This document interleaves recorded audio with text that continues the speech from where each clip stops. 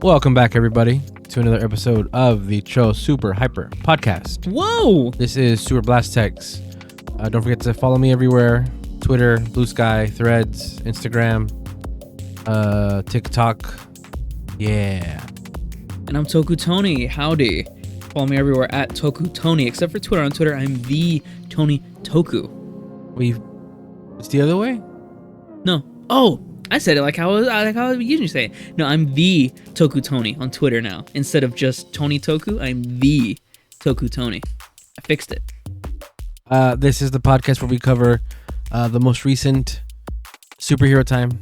Now, this isn't the most recent one, but we are caught up in a sense. We have seen the latest episode live, and this is the episode from, I guess, the week before that. Yes, first aired on September 29th. So, these episodes, because we do kamenrider and Sentai. But this would be Gavv 6? Gavv 5. Okay. And Boonboomger 31. Yep. Okay. Got that right. You've got that one right, mister. Right, we don't have... sorry. And sometimes on the podcast, we do try to do a Toku Toy Time, where we talk about toys or figures, anything that's related to talk about here. This week, we don't have anything. No, we do not, unfortunately. We've been doing these episodes every 4 days. Yes. So, we haven't really had much time to actually dedicate to do anything like that. I mean, we've had a couple, but we're just not there yet. But before we get into that, we do like to talk about our past week. Luckily, this past time we did one of these was 4 days ago, was the weekend. So weekend was a little bit eventful, so we can actually talk about that. Did you do anything this weekend? I don't think I did anything this weekend. I didn't do anything Saturday. Sunday I went to Sam's. Oh no, that's right. This weekend I was going to work on my truck, getting all the oil changed and getting new sensors for my tires, because I have two of them that are burnt out. They died. Is a 2009-year-old truck. So whoa, that's a really old truck. Yeah, it's from 2009. It was okay. 16 years. I don't know math. 15. Yeah. So it's getting there. So I gotta fix it up, because I'm gonna be going to Austin over this. Maybe not this weekend and not next weekend, because next weekend I'm on call. So the weekend after that. Oh no, but then that'd be Halloween weekend, wouldn't it? Yeah. Which is our family member's birthday. No. Halloween weekend is not gonna be her birthday weekend. Right. Her birthday weekend is the weekend after. Right. Which is the first and the second and the third of November. And I refer Halloween weekend as the weekend before, because that's probably when the bars will be the most lit. I'm trying to get out there, folks. I'm gonna try to bar hop this holiday season. Yeah, I was thinking that too. That's when, because nobody's gonna go to a Halloween thing in November, right? It's gonna be in October. No, yeah. So yeah, not Halloween weekend, but the Halloween after weekend, November 2nd and 3rd. We're gonna be out. I don't know. We're gonna be at a sister's birthday party. Yeah, it's gonna be nice. So the weekend of the, I believe, third. So not this weekend. Maybe it's this weekend. It better not be. What is this weekend? So I gotta buy tickets. The 12th and the 13th of October. No, it's just one day. It's gonna be on. Why does that have to be on the last page? 19th. So yeah, the next weekend. So not this coming weekend, but the following weekend.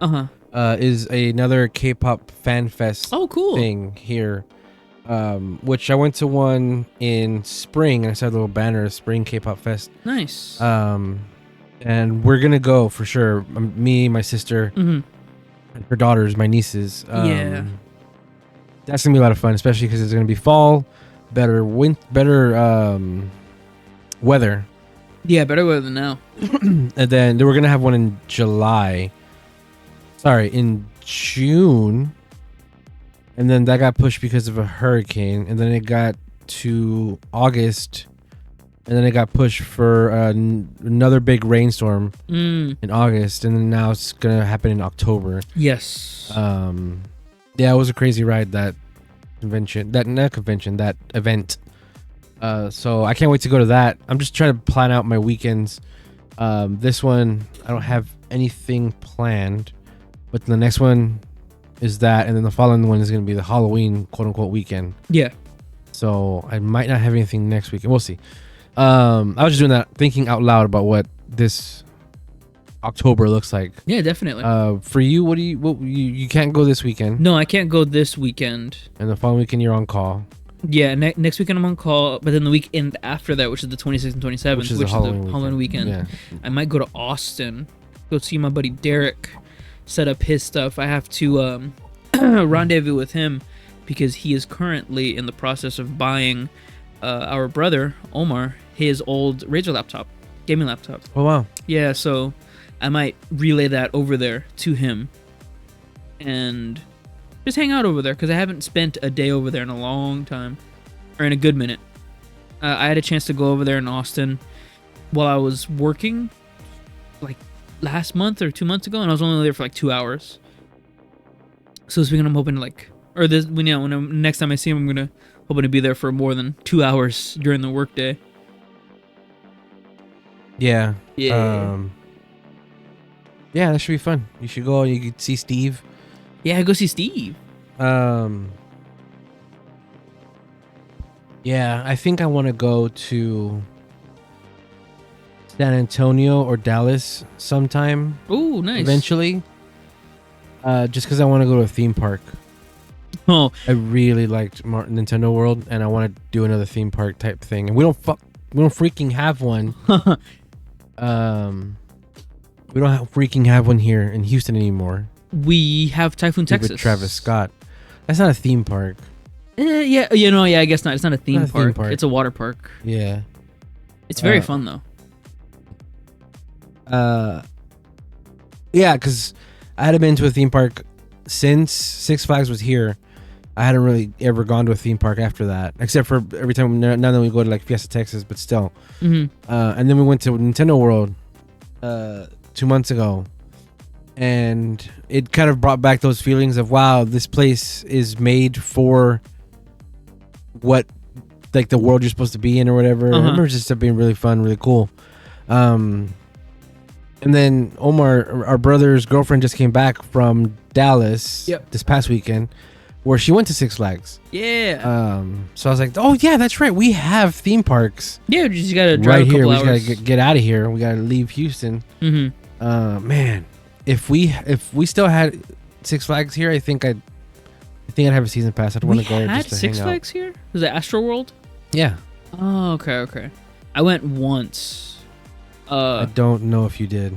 Mom told me. Oh. She said that I went once, but I was like months old. So I was only there for like a little bit. And I don't even know why I was there if I was months old. That's weird. Yeah. I have to ask her about that again, but yeah, apparently I was there. You were there when they closed? Yeah, I guess so. I guess I can't say that I have never been there because technically I have. I just don't remember it. But I'd have to get more concrete details because, yeah, it doesn't make sense. Yeah, so you were 01. Yes, 01 Feb. It was in 05. Oh, okay. When it closed. There's still some leeway there. Okay, then it might not have been months. If I'm remembering that incorrectly. Also, she may be thinking of Fiesta, Texas. Probably, yeah. Too, but I don't know. We don't know.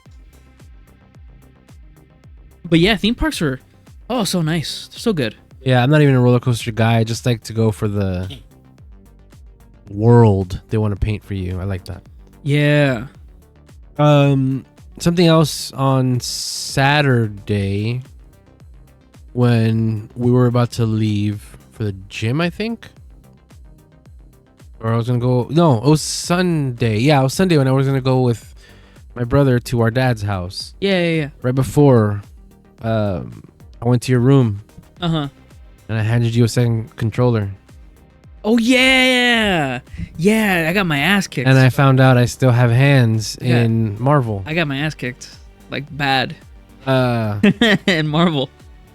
I just wanted to see if I still knew how to play. And I was very relieved that I mean, when I used to play Marvel 2, I played on the pad. I didn't play on a fight stick. I played that a lot on the PS2. Okay. At my buddy's house. And then Marvel vs. Capcom 1, I had that on the PS1. So that game for me was very much a PlayStation game. That series kind of. Yeah. I haven't got the collection yet. Marvel vs. Capcom collection is what we're talking about. Yeah, it's so good. I plan on getting it soon. But I kind of wanted to prove that I A, still knew how to play, and B, that I enjoyed it still. And those both were true. So it wouldn't be like you bought a $50 game and it just sits there. Not even play it. No, but you still had the hands. You went up against me and Omar. Yeah. And you won almost every time. Yeah. You got me once on Marvel 1. Yes. But we played like 6 rounds, 6 fights. Well, I think that was also one of the ones where we forgot that there was a timer on the fucking character select. But yeah, my team in Marvel 2 is still Guile. I'm sorry, Charlie first, X, and then Guile last. X can be changed between Cyclops, Captain America, Mega Man, Ryu, Spider-Man, any of those types. Akuma? No. Oh, Ryu. Yeah. Ryu, Akuma. Ryu, Captain America, Cyclops, Spider-Man, Mega Man. Main protagonists. Yeah. And they're usually either blue or red. I'm basic. Except, I mean, I said Cyclops too. Except for my anchors are Charlie and Guile. For whatever reason, they're who I usually play with in Marvel 2. Marvel 1, I want to play that some more because I want to define my team. There's a lot you can do in Marvel 1. That game's a lot of fun. Now you had said you were playing a lot of Marvel 2. Yeah, I've been playing a lot of Marvel 2. And then your team was BB Hood. Yeah, so it's Ken, BB Hood, and Sentin? No. Silver Samurai. Yeah, so right. I'm sort of testing out the waters with everything. Whenever I would play on the PS3 with Marvel, I would try Magneto a lot, but I didn't know the meta at the time. I just didn't understand. So I would try Magneto, Cyclops, and either Ken or Ryu. But for now, I'm just trying out Ken, BB Hood, and Silver Samurai, or Magneto, or who's the other one I played? Strider, Hiryu. No, there was another big guy. I always have the big guys. Oh, Sabretooth. Oh, okay. Yeah, so it's always that combo. But man, BB Hood is so hard. Yeah. So hard. Yeah, nobody uses her. All of her special moves are like a delay, then an attack. It's crazy. Yeah, she might be. I don't know much about the Marvel 2 meta. But I think she might maybe be okay at being an assist. Yeah. But no, her assist is great. Truly, I don't know about that. Truly, there are just trash characters in Marvel 2. Yeah. Like, period. Just characters that just shouldn't be in there. Yeah, for sure. But yeah, I know Maximilian dude made a video about how do I play Marvel 2. I've seen his Marvel 1 video where he talks about strategies and what to do and what you're trying to do in that game. I haven't seen the Marvel 2 one, but I think the Marvel 2 one is a lot more lax because that game is kind of just bananas. Yeah, it's crazy. Marvel 1, it's a lot closer too. Like distance. Marvel 1? Yeah, Marvel 1 is like so Marvel close. 1 you're really close. Marvel 2 you have a lot more. You have more space. Yeah. yeah, I don't know how much research or anything you've done in that, but the thing is why our playset is so different is obviously I have more years of experience. Yeah, I've been on and off of fighting games for all my life. So I think maybe you should check out that video, see if that will help you at all. Pull anything from that. And it sucks you haven't really been much in fighting because, I mean, you had Omar when you were growing up. Because I was in California. Yeah, in California. You could have fought his ass. Well, I think at that time I couldn't because he was a young adult being out and about. Okay.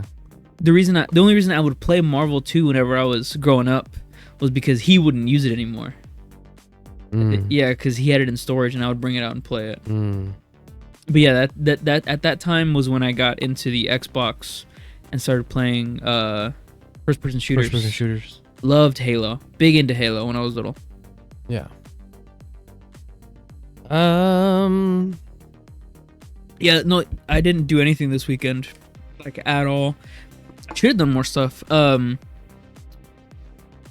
Yeah, just a lot of planning and rendezvousing with Derek, Devin, and Jaylon, my guys. Seeing what's up for the next end of the year. But nothing this weekend at all.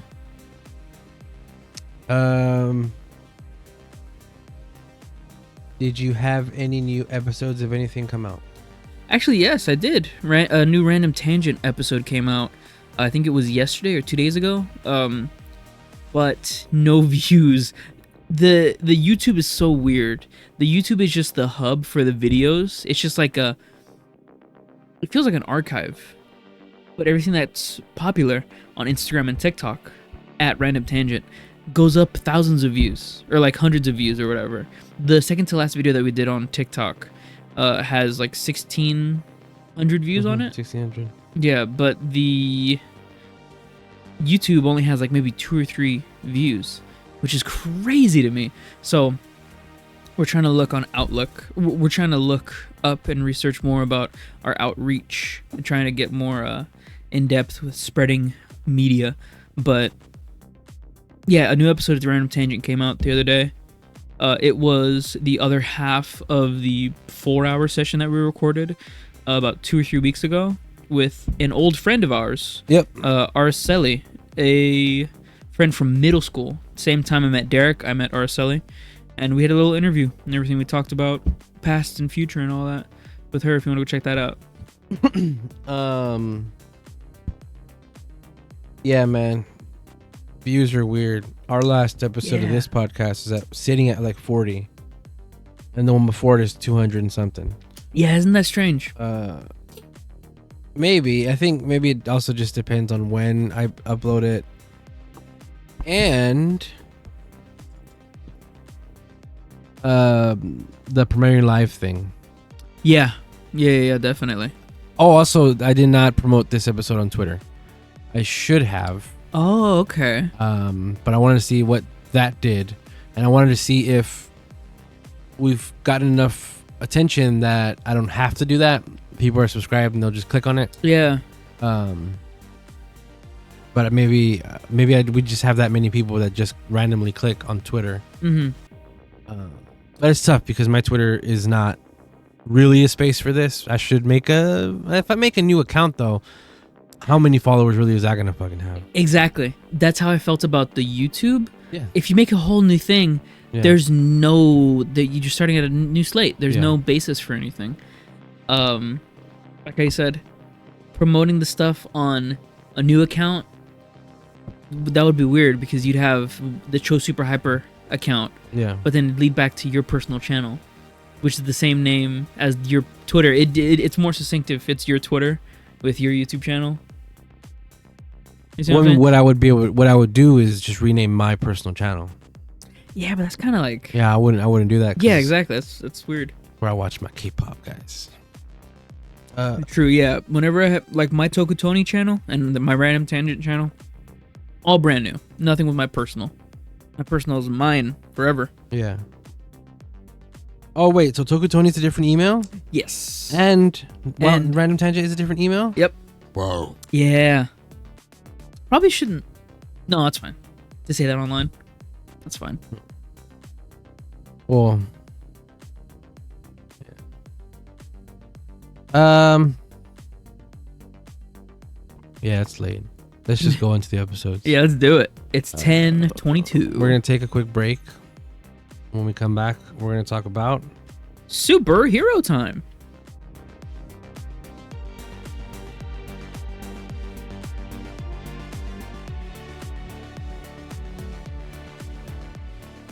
And we're back. Episode 5. What's going on here? This is Gavv 5. Memories that tingle. Yeah. Except it's not. It's the memories are painful. Interesting. Yeah, I mean, omoide go hiri hiri. Hiri hiri. I mean, that's the onomatopoeia for tingle, right? I don't know. I don't know either. No, yeah, this episode was weird. It introduces our new character, the great uncle of Shoma's family. Great uncle of Shoma. It shows sort of a similar experience. He was a granute that went to the human world, got developed with candy, or got super involved with candy, and then stayed there for whatever reason. Maybe he was banished or something. I need more backstory on that. But it shows that these granutes can change. They can go into the human world and they can do whatever. Obviously, this is a high-ranking dude because this is like the main bloodline. This is the stomach family, right? But we start here. I thought it was fun that his first instinct is to throw hands. Oh yeah. This guy is a regular stomach person, alien guy. And he is confirmed to be buck ass naked. Oh yeah, though. Yeah. He's not wearing any clothes. He said, "Dude needs clothes." Another thing is, there it is. Yeah. Yes, he is a granute, but he's so obviously different than the other granutes. Like they keep doing that. Like the monsters we'll see, they'll have the same stomach, right? Because obviously they're using the suit. This guy has like a gnarly fucking looking ass stomach. Yeah, so I would like to see that on somebody else. Like I would another too. Monster. So he's based off a whale, a very old whale. Ketas. Yeah. Well, Ketas is Tzuyu reference. Oh, this is Dente Stomach. By the way, the writer of this wrote Tzuyu as well. Oh, cool. Yes, I love his character design. I love that he's missing teeth. He's an old man. He's missing his whole top row of teeth. Yeah. And like I said, his stomach is so gnarly. He's like 3 generations behind. So I feel like that's like, if we were to see another old granutes, I would hope that it would be the same sort of gnarly stomach. So, jumping ahead a little bit, we find out that... Yeah, I was in this one. Shoma had a surgery. Yes. So this was the kamenrider episode. Yes, it was. It was the you were meant for evil, use your power for good. Was he meant for evil, though? We don't know why he did that. Yeah, it was... So we see also Shoma's dad for the first time. This is his first appearance in the show. And it's interesting. The way that it's set up is the dad got the mom, brought him to the granite world, and then is keeping the mom and Shoma locked up because it's for their own good, because they can't go, be free in the granite world because they'll get eaten, right? Why did they have the kid? Who is this lady to the granite king? And then why did Shoma's dad want Shoma to have power in the first place? Yeah. I wonder how or what they're gonna do to redeem his dad, because he's just such an asshole. Oh yeah. Like it looks like he abuses the mother. Uh-huh. I mean, he strikes her. Yeah, straight up. And that happens here, right? Or is it the last one? I think it is here. Yeah, it's here. It's this here. one.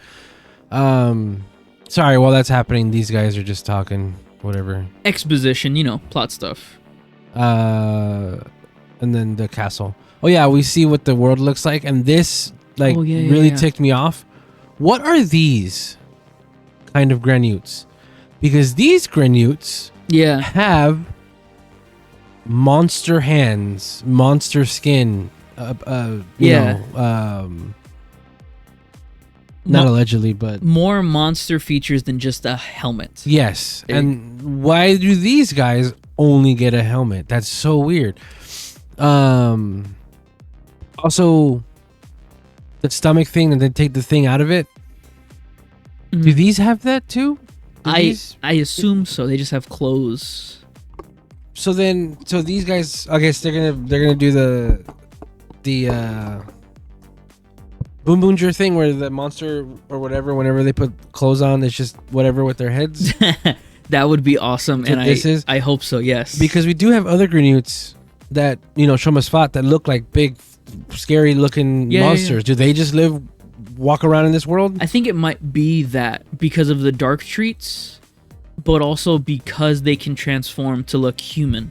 That might be a side effect or like a causation, whatever for that. But that's not that could be totally made up and just convenient for whatever they're trying to do. I mean, it looks cool here where it's just like a monster head and they have monster hands and feet or whatever. But like I said, it would be nice if the stomach family also did that. Yeah, it doesn't. It's just so. It's like it reads more to me like we're gonna be acting more than. If they're gonna do something like that, they would get a suit actor, right? Yeah. To wear the suit instead of the actor. Mm-hmm. So it reads more to me like, no, we're gonna have the actor act out this scene. Yes. And the actor is not gonna put on fake gloves or whatever, to make him. I don't know. It's just weird. It doesn't matter. It's just sticking out to me that especially the older lady looking one. Yeah. You see her bare shoulders and her arms free and everything. It's like, well, she doesn't have a head on? Yeah, it's just weird. You're right. It does stick out. Also, their heads are not as scary or look like monsters. Their heads are like armor. They look like Kamen Rider almost. That's armor. That's what I was gonna say. So the old guy, Dente, he's a whale. Fish themed, right? He has crazy stomach, crazy body. These newer granutes are just straight up monster heads and monster hands and whatever. There's no that's not an eel or a snake or something. That's just straight up a monster. The stomach family don't even look like monsters. They look like how you said, Kamen Rider helmets. There seems to be some sort of staging or generation something built around here, because the previous picture with this one with the granute mom and the son, that's just straight up a robot. The son, right? That's not a monster. And then the mom, that's Maybe. a UFO with an octopus. She looks like a jellyfish. Yeah, a jellyfish, right? So it's the son is more robotic. So I think that's just the way it looks. I don't think he's meant to look like a robot. Think so? Yes, I don't think they have robot children in this. I was just thinking maybe the staging of the granute generations just looked just straight different, and the stomach family is different in that way. That maybe they look more human-like. They just have helmets on because it's a bloodline thing, and they're special because they can do that. But again, we'd have to have more story. I'm just thinking about stuff like this to fill in the gaps, if there are gaps. If they are not gonna fill them. But yeah, just straight up monster heads, and like how you said, Kamen Rider heads is what the stomach family has. Yeah, or warrior heads. It does take me out a little bit. It just oh shit. If these people just had their bare hands, I would not be saying shit. Right. I would no answer. I would be like, what? Why? What's the point? But it would still be consistent with the people that live in this universe. Yeah. Yeah. There's the dark candy. There's that Dark Souls render back there. Ooh. This looks like this whole castle area looks like Dark Souls. Yeah. Oh, and we see theirs. Gnarly stomachs. Oh, I just know. Is that one over there? Is that the overall, or is that how the thing is hanging? That's funny. Look at that. We're not supposed to notice that. This one might have one too on this side. No. Oh yeah, look at that. No, I don't think. Maybe no, because that wouldn't make sense. Strap. Wait, no, it's not. Yeah, they just have straps. That's just part of their costumes. It's just their belts. Yeah. Yeah. So we see that these minions come directly from their stomachs, just like Shoma's Gochizos. Yeah, they pop out right. The only thing is, Shoma eats something to make his, and these just happen. Yeah. So we don't know. I think there's going to be a moment, a time, where Shoma will be able to just pop out whatever. Because I can't imagine. He's in a big, tough fight, and he gets thrown to a grocery store, I don't know, and he finds a rainbow truffle candy. Uh-huh. Oh, I better eat this. Whoa, I got a new thing. This is how I'm going to, whatever. Because so much of the time in Kamen Rider, it's the power up that the hero imagines. Yes. And then it is there in front of him. The universe in this world, he's got to eat something. Yeah. To make whatever. Then obviously he's going to have power ups. He's going to have, super form or whatever. Mm-hmm. So I want to see how, he's going to eat ice cream. Theoretically, we already have the final form. It'd be like a cupcake or something. Why? Or like a pastry, like a cake, or like a pound cake. Why theoretically we already have the final form? Because all of his power ups are food based, and all of his suits are snack based. So what if his final form is just like how you said, like ice cream, which we already know what ice cream looks like, but like that. What if it was just like cake, like a bunned cake, or something? If it's a food, a snack, yeah, sorry. Then we know that his final snack is gonna be like a cachitada or something. Gansito. Or a gansito, yeah. Valen's first upgrade? Oh yeah, donuts. Yeah. Yeah. So yeah, we'll see how they get Shoma his. Yeah. I'm really liking these two a lot. And it's really sad. It saddens me that we have to see this Taicho, the director, go so quickly. Well, we don't know. He just gets captured at the end of this episode. Right, he gets captured at the end of the episode. We don't know what happens next episode, lie. True that. I'll hope. I love that she's still the guy in the chair. It's her one scene in the episode. Yeah. No, at the end. Oh, does she? Yeah, at the end. Oh, yeah, okay. Yeah, this is a good moment right here. Then we have old scientist, man. Look at that. Spoilers. Look at those random gears on the table. He's making a Bionicle with those gears. Those are actually literally probably Lego gears. I don't doubt it. They look just like it. Man, that prop is just already made. He just snapped it in half. Which one? This one? Yeah. Look how small my mouse is on the recording. For you looking at it, it's bigger. It's huge. Yeah, so he's making the thing, and it's like, oh, what's this thing? We'll find out next episode. But for now, it's just a thing that he's making with the Choco Gochizos in mind that we see right there. Oh, yeah, and this week's villain, which is... he reminds me a lot of the guy in Gaim with the suitcase, the salesman. Oh, because he wears a bowler hat? Yeah, because he wears a bowler hat, and he carries around that suitcase everywhere. Terrifying. Yeah, this is a gross one. This is a mushroom monster thing, slimy. Uh-huh. And it does sort of address something that we talked about earlier.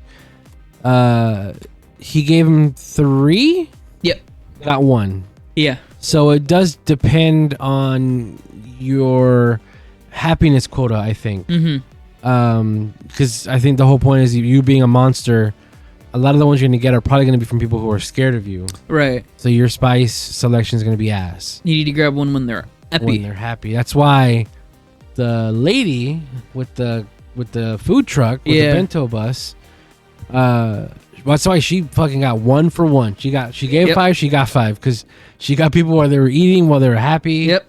You punk. Yeah, it's a good strategy, but yeah, it's definitely like, oh, okay, easy pickings, of course.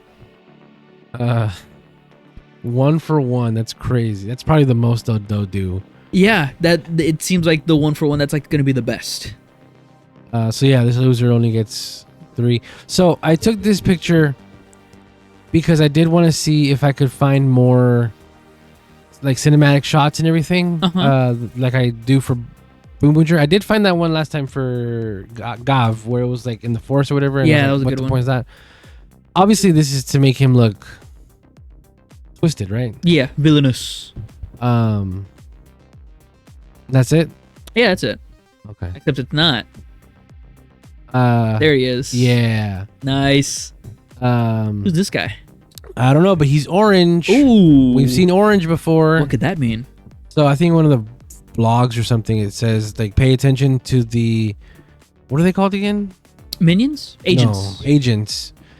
Because their color will determine who is doing underhanded stuff, like their own agenda. Yeah.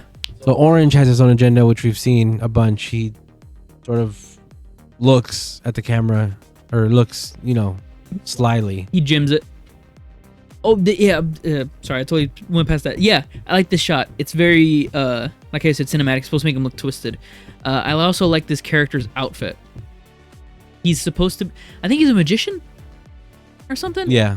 He looks like a showman, traveling showman, which I do like that. I like the hat, but it does remind me of that guy from Gaim, the salesman. Sid. Yeah. Back in the hideout. Yeah, so he finds out about that. Backstory. Look at him. He just has the helmet with clothes and gloves. But this is obviously him when he's a lot younger. He's not as big. Look, gloves. There's Shoma's dad. Yeah. Jump scare. And the research facility. So this is a mix of a library plus a science plus a computer room. Look at that database back there. So I don't think he's his real father. Oh, okay. Maybe he is. I think what they're gonna do is they're gonna say Shoma's dad knew how shitty his kids were. And he knew that if they ran the company, they would ruin everything. Yeah. So I think he picked this lady. Maybe he did fall in love or whatever. Maybe he is Shoma's dad. But I think his intention was to get a better heir to take over. And maybe that's why he wants him to have the stomach power.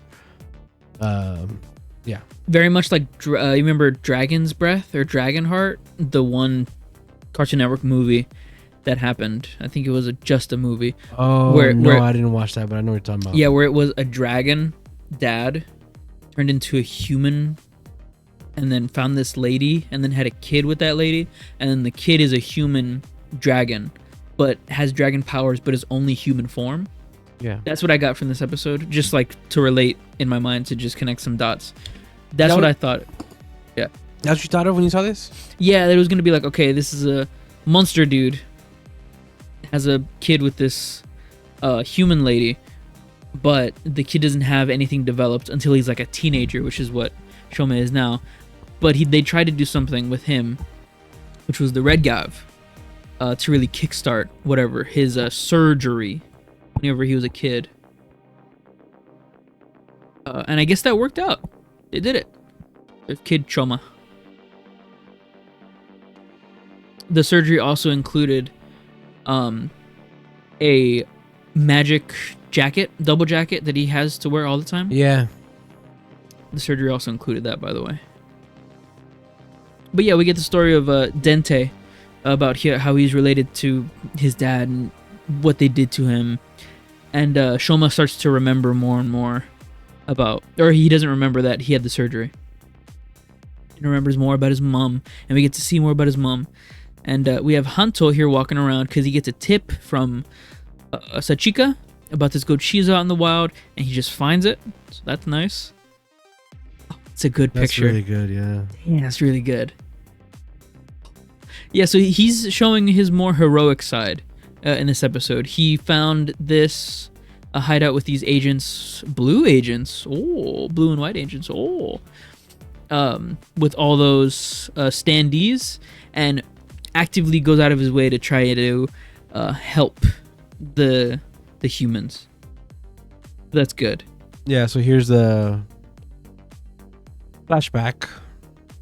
She looks tired. Damn, that's a crazy screenshot. And he's asking her about the real world and yeah. Real sad episode. I mean, this is all about Kamen Rider, right? This is the Kamen Rider episode, so it's like BB super sad when you're a kid, and then grow up to turn the hatred into heroicism. Right. So we have to really, really shoehorn this sadness in this episode. It's crazy. Look at him. Look at the evil dude. He's red. Yeah. This is where he's trying to take.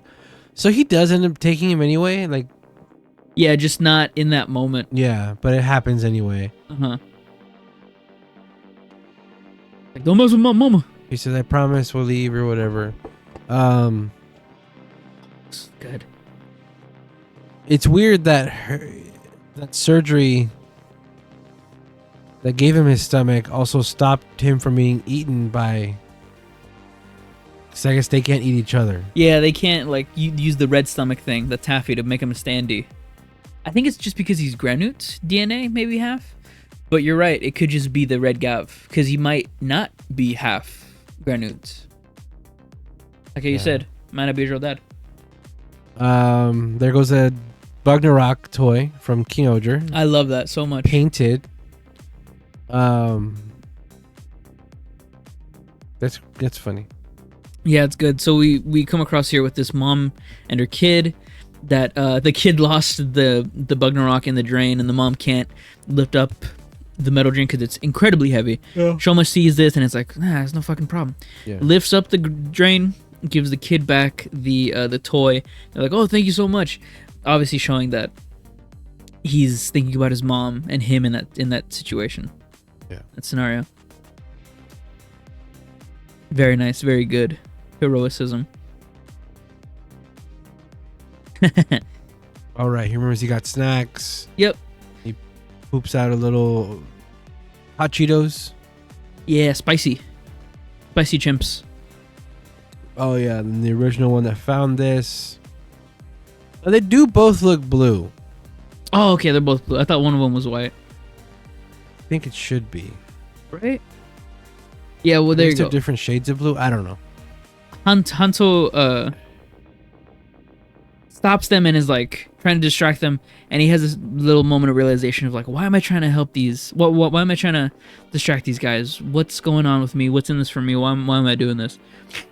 To show him he's a hero. It's all building up to the hero's journey. Now he has to go through something traumatic to really complete it, or to go through the next hump. Yeah, he gets easy soloed in this like little fight. Yeah, knocks out immediately, but Shoma's here. It is kind of two blues.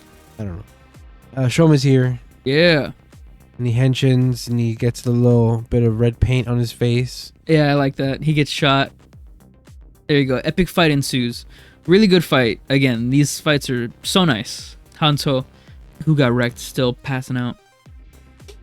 But he gets up to help out the standees. Gets them all.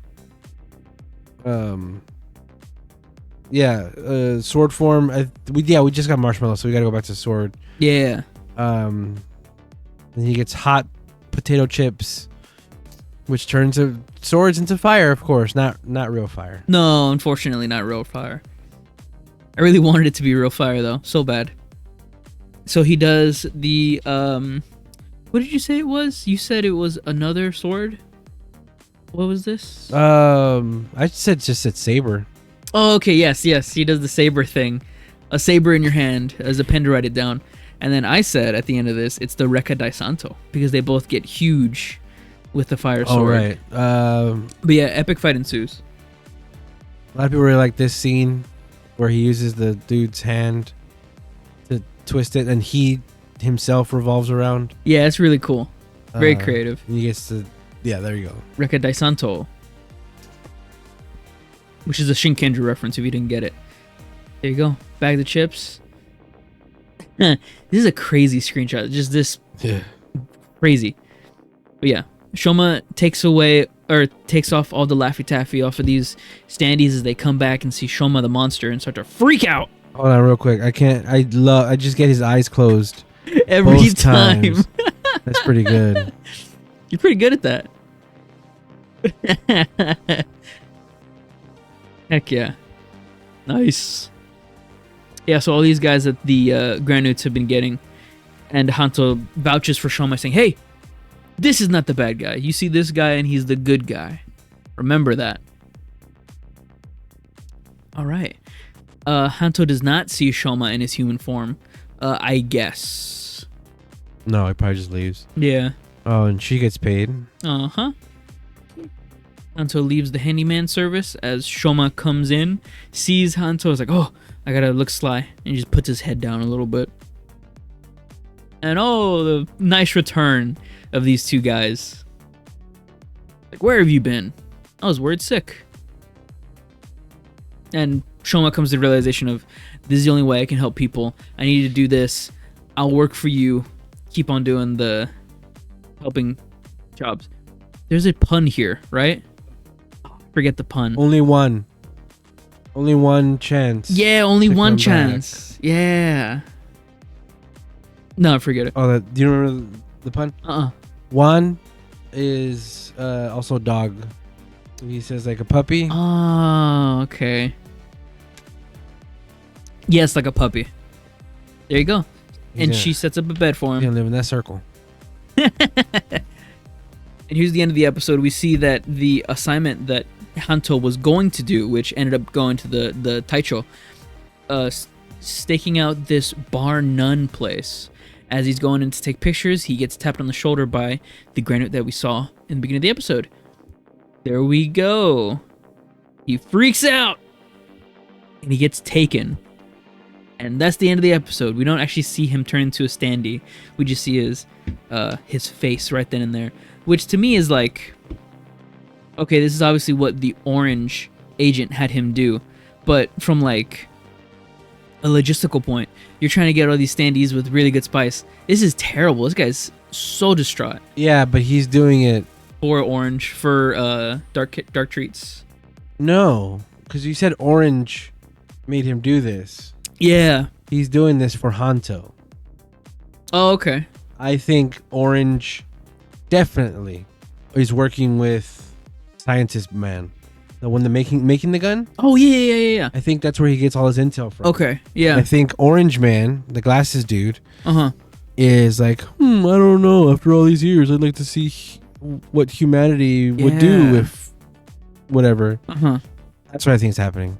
Yeah, I can definitely see that. That makes sense. That would be a good twist. And also, that would go along with the Kamen Rider thing of them making the henshin device and making him henshin for bad purposes, and then him using it to be a hero. Be double writer episode. I see what you're saying. But yeah, that's pretty much the end of the episode. I want to see more with this Hanto dude. I wonder what he's gonna be in the future. I wonder what. I'd give this episode epic fight. I give it a 7 out of 10. It dropped a lot of lore and a lot of characterization for Hanto and Shoma. I just wish it had more Sachika in it. Obviously, the ending was really good with them coming back together again, but I wish she had a little bit more development than just being the guy in the chair for this episode, which hopefully we get more of that. Yeah, it was fine.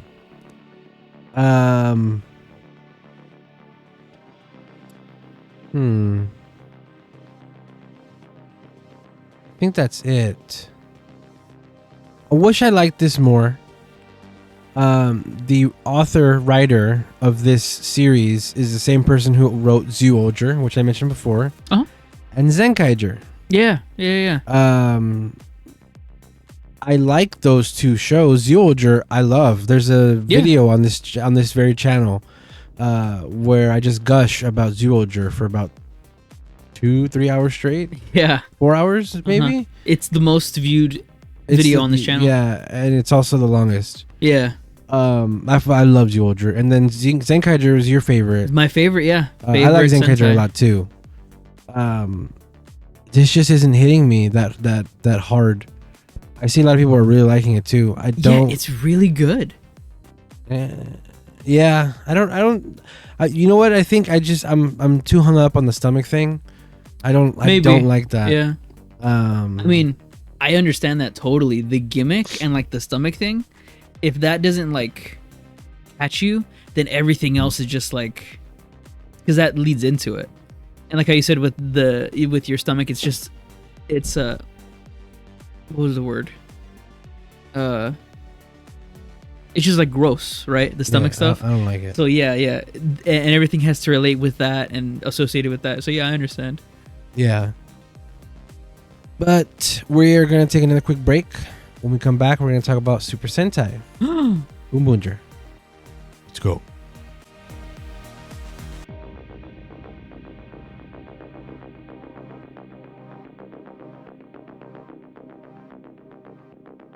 And we're back. Boonboomger 31. What's this? This is Bakuage 31, the Great Curry Challenge. Oh yeah, Steph Curry comes out. They're gonna play basketball. Except it's not. Oh. It's Bakuage 31, a magnificent challenge. Not even Curry in this, which makes more sense because the Oh, I guess not. The episode is Kare Inaru Chosen. Kare Inaru. Which is, I guess that's curry, right? I don't know. I don't know either. But yeah, good episode. Really good episode, actually. Yes. This might be one of my favorites, not gonna lie. Really? Yeah, this really got me. Because it's a Mira episode? Because it's maybe, yeah. Maybe because it's a food episode. I love when they're making food and like the passion for that just really gets to me in my heart. But also because it's a heroes against the hero episode. Whenever most of the team is like mind controlled and it's the red against the rest of them. I love that. Yeah, this episode felt extremely Power Rangers ready. Like a lot of this would be able to just be dubbed and it would work as a Power Rangers episode. And even the scenes that have the Sentai actors, if you just redid them with the American actors, nothing is lost in translation here.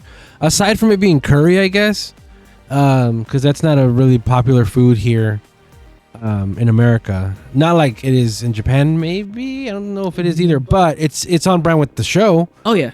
I'm thinking pasta, spaghetti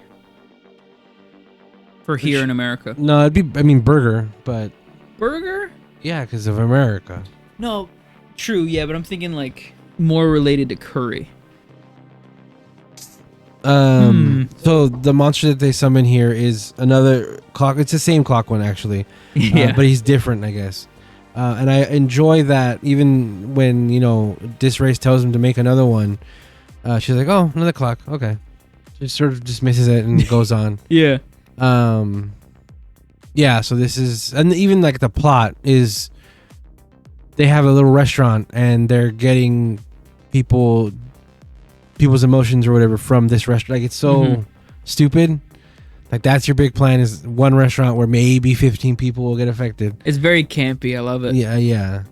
I enjoy that this is one of the only times we'll see that he opens his wallet and there's something in there. Good for you. Yeah. He been doing work. I do not like the way this curry looks. It's boom boom. It looks bad. This looks maybe not bad. I don't know. Maybe it's good curry. I don't really have curry that often. I just don't know if I'd eat something that black. Well, you see, because that dark. I'd say it's bumpo because this is supposed to be curry, which is more of like a warmer tone. Well, there's golden curry. That's different. Right. This I say it's bumpo because this looks more like mole. I was gonna say, I'm thinking about it. Yeah, I would eat mole. Yeah, this looks more like mole. Yeah. But they say it's curry, so it's like, oh, that's not how curry looks, man. Mole has chocolate though. Yeah. That's kind of how the color gets like that. I don't know what this is. Yeah. The gimmick is everything's so fast. It feels like it feels like you're full, but you don't experience the enjoyment of eating it. Mm-hmm. And that makes you want to do it again, and you keep going over and over. The guy like brainwashes you or whatever. Yeah. This was great also. Oh yeah, this was really good. This is a really good episode. Yeah. He's like, I want more curry. Yeah, he breaks the fourth wall. In the camera. They just keep doing that constantly in Boonboomger, just break the fourth wall. It's fantastic. Only him, isn't it? No. Oh no? No, Gemba was doing it a lot too. Gemba Oh, you're right. Yeah. was doing it a lot earlier. So yeah, it is a Mira episode. This shot is at the very end of that sequence in the intro. And it does linger a little bit because Orange is still gone. He's not here. This is the little curry shop that they're helping out with. So what's her name? Her name, guest cast, Reika Edogawa. So this is her father's shop, and she's taking it over now. And this is actually this is her dad. Go scroll to the bottom and see what it says about this being a reference. Okay. Reference. This is Reika Edogawa by... Huh? I just couldn't read that right now. Yeah, so the character, there's nothing... notes. Oh, no, just to the bottom of the episode. Yeah, notes. Okay. This episode contains many references to other anime/tokusatsu series. No, just Sakito and the Sunseeders. Nothing about this man? Mm-mm. Let me see. This episode contains many references to other toku. Sakito exclamation after eating the curry rice made by Sunseeders for the first time. I'll tell you exactly what happened. Is a reference to Jean-Pierre line from JoJo. And then the Sunseeders line when explaining the working principles of the groomer of the second's auto for making curry as a reference inline to space. Oh yeah, like Gavin narrating the explanation to Gavin's transformation. That I did notice that. Okay, that's cool. Yeah. So is this not a reference then? Because I saw. Where are we off topic? It might be more like if you know, you know, not like so much as like a blatant reference. But so you did tell me about this, which is cool. Yeah. So her last name is Edogawa. Commander Edogawa was the owner of Snackgon in Go Ranger. And her dad sort of looks like what they're chefs wearing white, but yeah. With the hat. See. Flashback. No. So this is just straight up a reference to which series? Go Ranger, the first one. Right. And then the actress here, she was also in Maji Ranger. She was Red's main girlfriend in the show. And yeah, so this is little Mira. That's this dad chef. That's just funny. Just because Mira's always been goofy, I guess.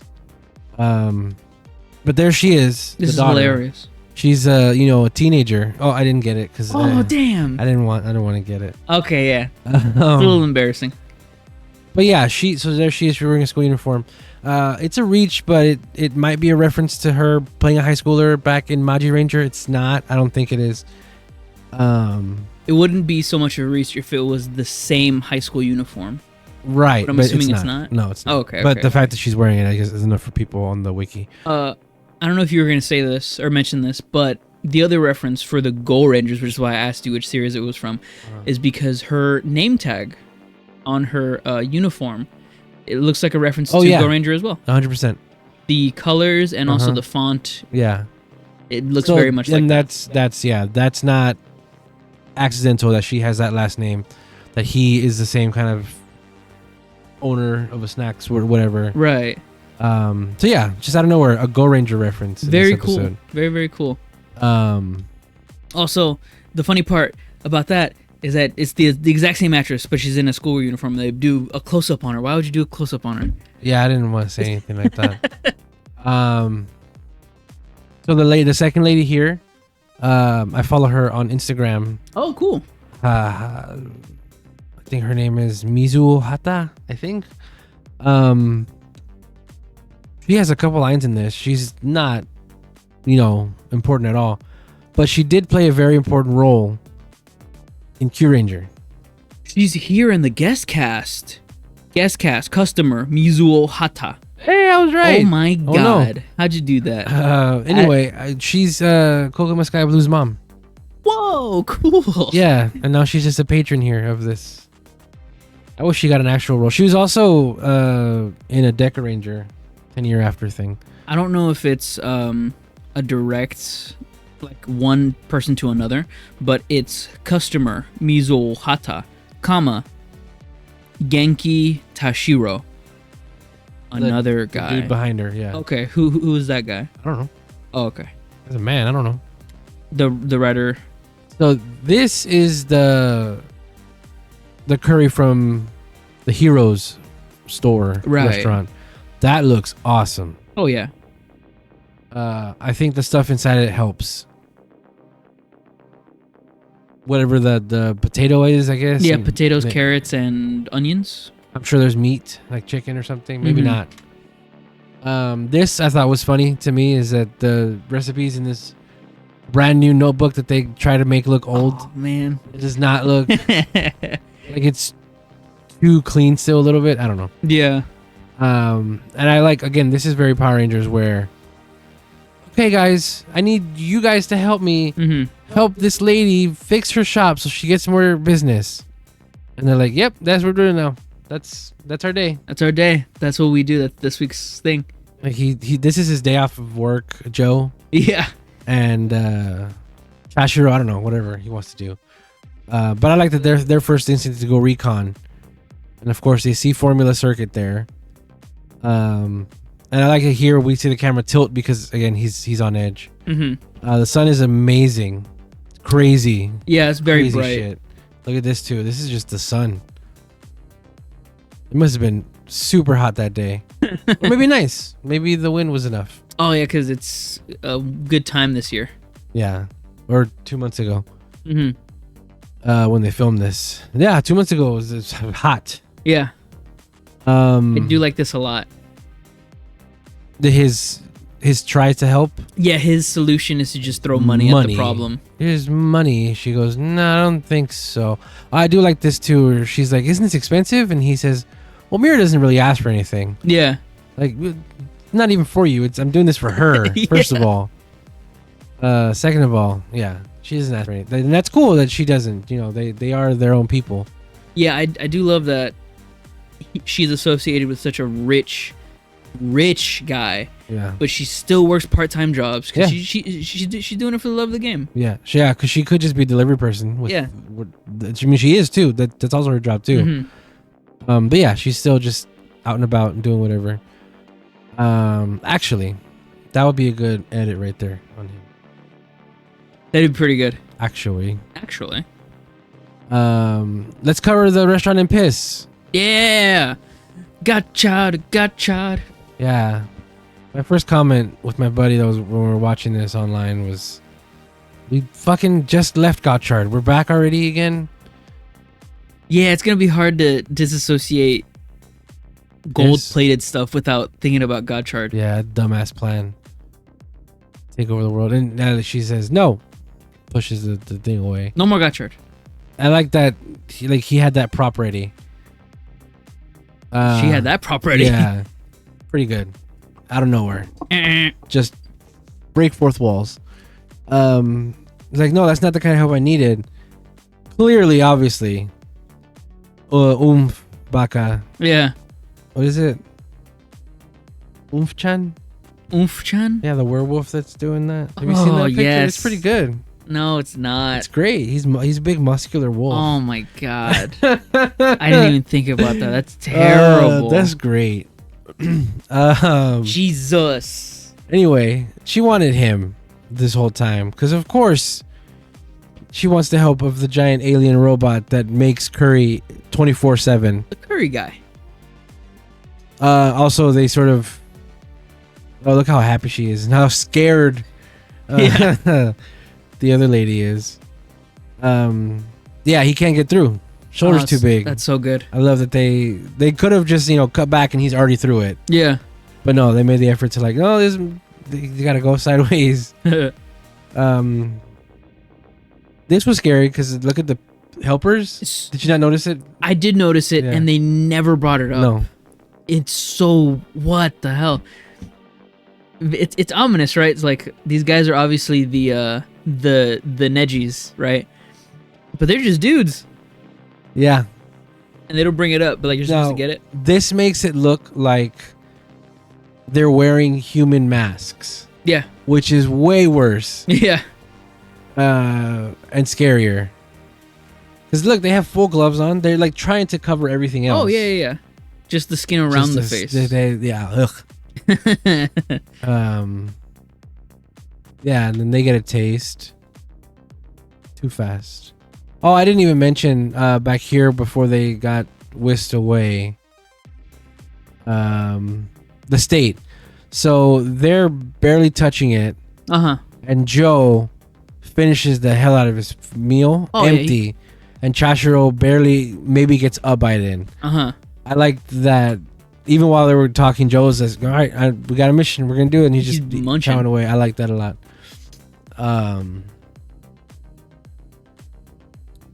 Yeah, so they get the effect and they ask for more.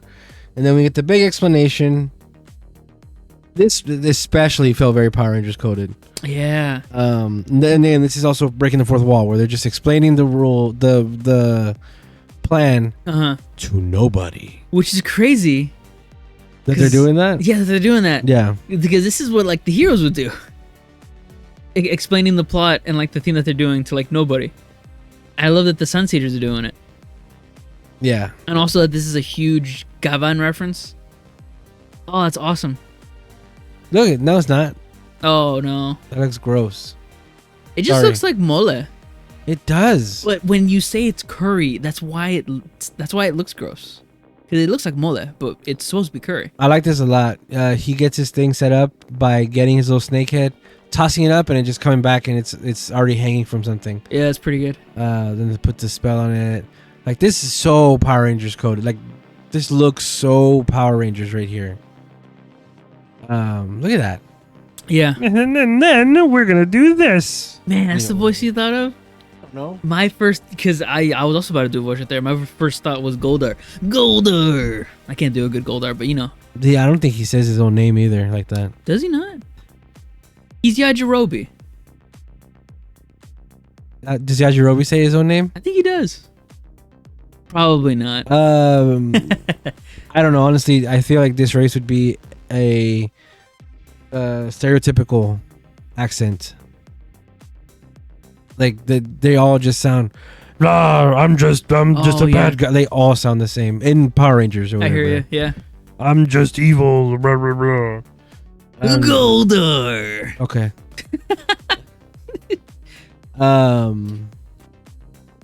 Yeah, they're just giving the thumbs up and everything. So their thing, and then we see that it is still just going straight to HQ. Straight up to HQ, which I like that a lot. Mad Rex was waiting there. Yeah, he went back home to get his big ass apron. That was the first thing he made for him, and he likes Oh yeah, that was a good moment. It was a good throwaway line. Taya makes curry for Boonboomger, for Boomer, and Boomer's like, "Oh, you have curry here too?" Yeah.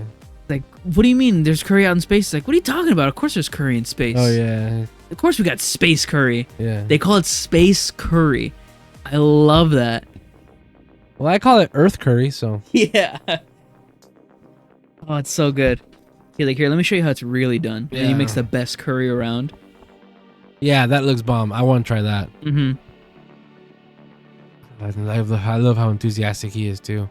Oh, I love that so this was obviously, or maybe not obviously, this was filmed for this episode, right? It wasn't filmed however many months ago when the episode started or whatever. No. So they had to take out a lot of props from this room to make it look like this is the beginning. Yeah. So it looks empty. Yeah. I like that detail. Oh, there's gonna be a lot of pictures of her in this. So yeah, the epiphany here is letting things cook with time. Mm-hmm. So just make sure you keep putting time into it. And she's like, hey, maybe you gotta do it a little longer. And she's like, never fucking thought of that. I'm supposed to cook it for exactly 43 seconds. And it's funny because here you do see these dudes. Yeah. Well, not the human looking ones. Yeah, this is also very Power Rangers coded, where they're just fully brainwashed and they go out and they attack Red. See, she has a line. Oh yeah. But yeah, go get it, girl. Get your bag. And I don't know if you saw her the way she's on the pillar. Oh yeah. Yeah. Yeah, and they have their regular suits. She has really good mannerisms in this episode. Yeah, so his first attack is that he can shoot things fast or slow. Mm-hmm. The other version of this clock guy was that if you moved, he got you, right? Yeah. Everything had to be stopped. Yeah. He gets, Oh, that's awesome. I like Mizu right there, but it's like she looks like she's ready to like get up. I'm gonna fight you, right there in the back. But I also like the girl closer to us, where she's just looking at him like, oh, yeah. Oh, he's on the ground. Look at that guy. Yeah. So time montage is enough. No. Oh, this is a weird. Not weird, but this was like, oh shit. Okay, this is still happening. This? Yeah. Yeah. Catman. Yeah, Catman. Dude. I enjoy that. Here we see that. Yeah, Mad Rex is faking it. He's not actually brainwashed because he tells him where he is.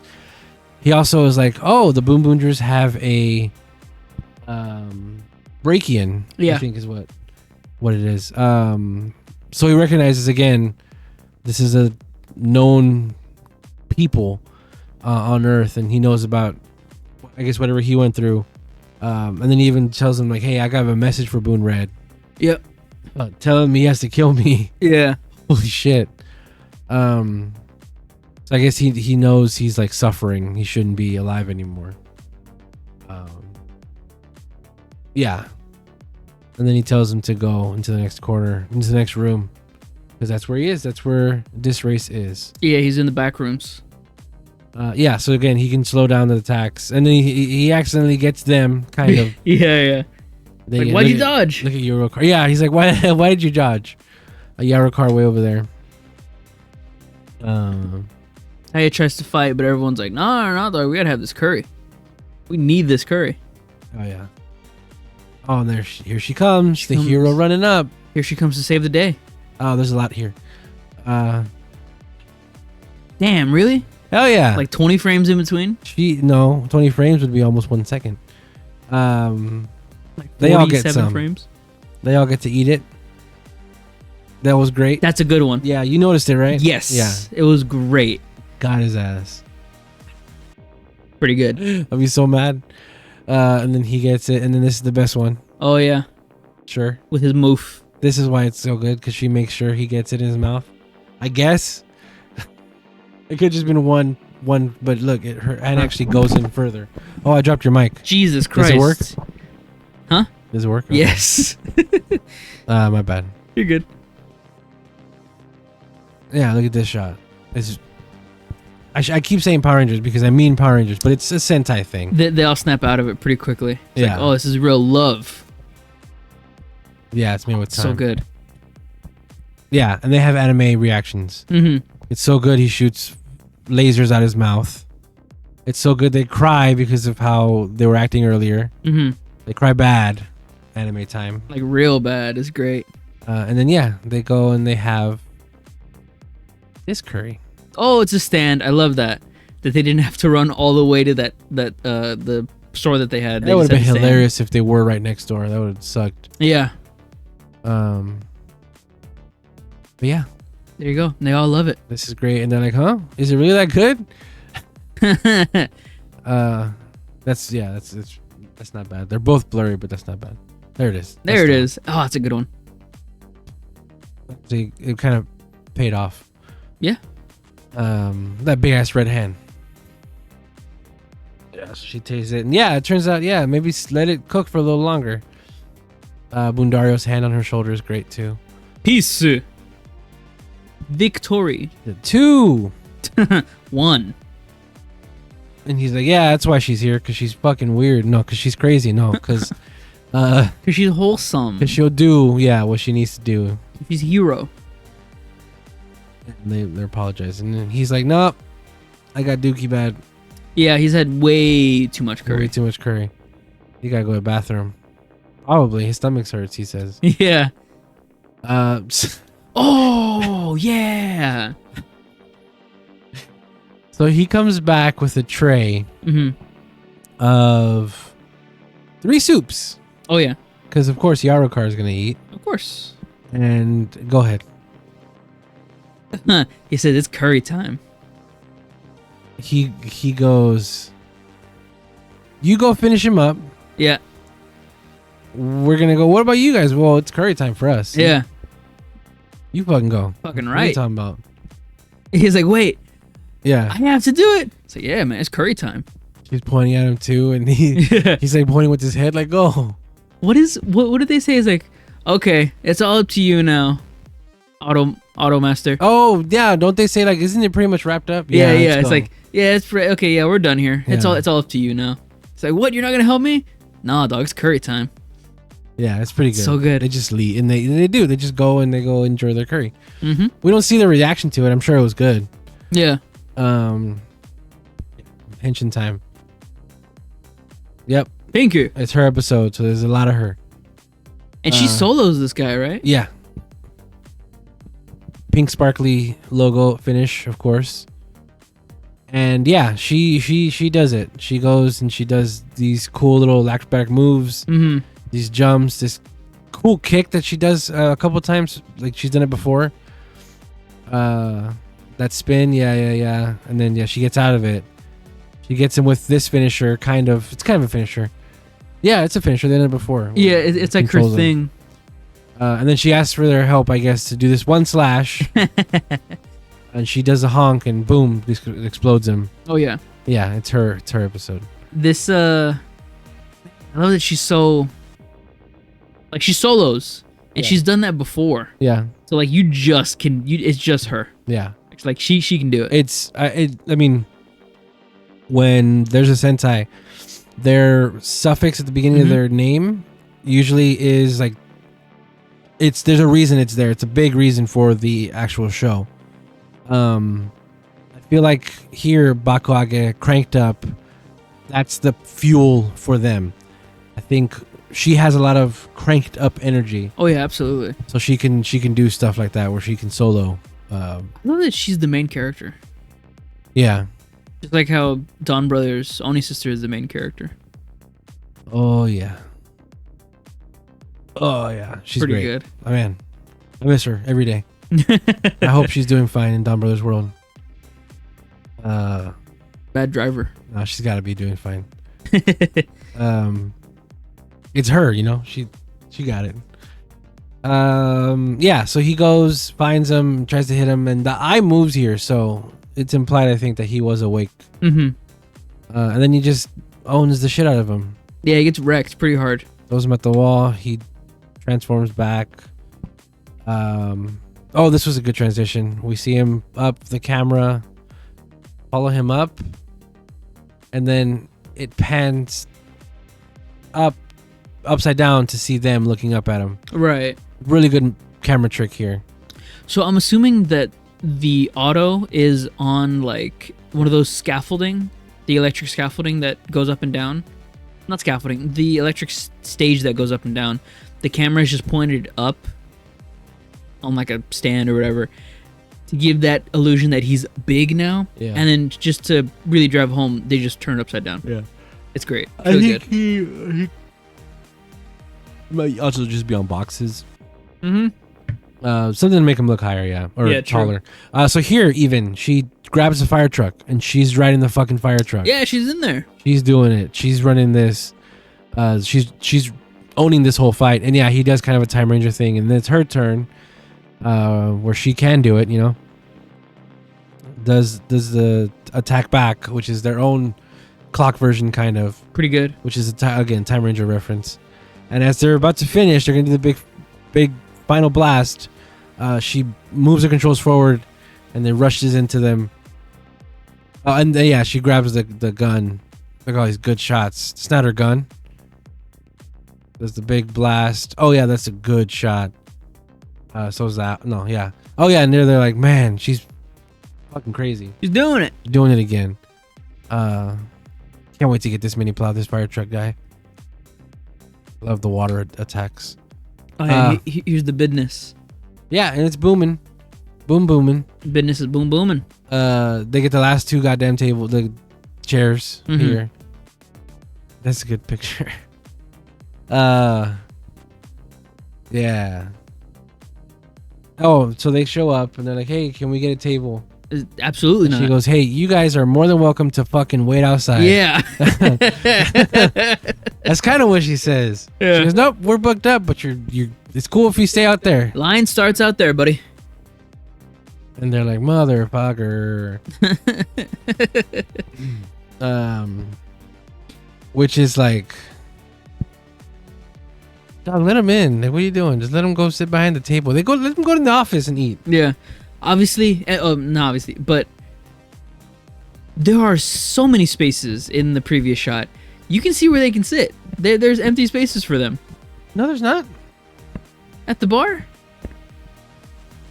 No, that's what I said. They get the. Oh, I see. Yeah. Yeah. It's them two going in right there. They get the last two damn the tables. Well, I guess you wanted to see these pictures again. Heck yeah. Man, she got them teeth on her, though. Yeah, we all do. Oh, okay. I apologize for you if you don't have teeth. Oh, yeah, true that. There There we go. Happy times. Also, he's just working there. Remember when he used to hide? Yeah, no, he's Oh. good. As long as he's making the curry, he's all right. I just realized Saibo wasn't in this episode at all. Oh yeah. Oh well. Huh. Oh yeah, this is the end of the episode where Formula actually just walks up and finds Gemba. Yeah, that's tragic. So I guess I don't know. Formula's just allowed. Maybe he still has a contract with this race to get in there. Maybe just sneaking in. Mm-hmm. I don't know. I feel like Tyre hired Formula to watch Break. I think that as well. I think we're gonna find that out, and I think he's gonna be like, "Huh, you didn't trust me, or you need to keep your people on me." I don't know. He's gonna be all salty about it. Maybe not. Maybe he's gonna be like, "Oh, Tyre cares." Yeah, I feel like it could go either way with this guy. Fun Fun fact: Sakito does not appear transformed in this episode. I saw that. Wow. And then you're not gonna finish this episode tonight. And then, the mid-credit PSA. The heroes encourage the viewers not to walk while playing games or looking at their smartphones. It's true. It's very true, yeah. Don't you dare do it. And that's the episode. Hey, cool. That was good. Very cool. I give that a 10 out of 10. That was a great episode. That was a really good episode. Yeah. Might be my favorite so far. They're really doing fun stuff with Boonboomger. These are all, they're doing the same thing with, like they did with Kingoger, where every episode does have a bit of the major plot to keep you going. We haven't had a straight up just filler yet. And again, filler is not really a word for this, but you know what we mean. And the next episode is the TokuGer episode, which we were fortunate enough to watch live. So that's awesome. He said he made a JoJo reference, and then he's doing a JoJo pose here. That's awesome. Oh, he made a JoJo reference? Yeah, in this episode. Here, let me pull it back up. I just closed the tab. Oh no. I have to scramble back for it. Control-Shift-T. I'm on Mac. Sir. The 31? Oh yeah, there you go. Sakito's exclamation after eating the curry rice made by the Science Eaters for the first time. I'll tell you exactly what happened. Is a reference to Jean-Pierre, a line from JoJo's Bizarre Adventure. Oh. And then he makes a JoJo picture here. Awesome. Okay. Pointing? Yeah. That specific point. I think I like the episode a lot. I can't wait to see more. Next episode is a TokuGer episode. We saw it live. It looks amazing. His back isn't super arced No, yeah. like a JoJo character, man. But that's Jotaro's thing, is that he points like that.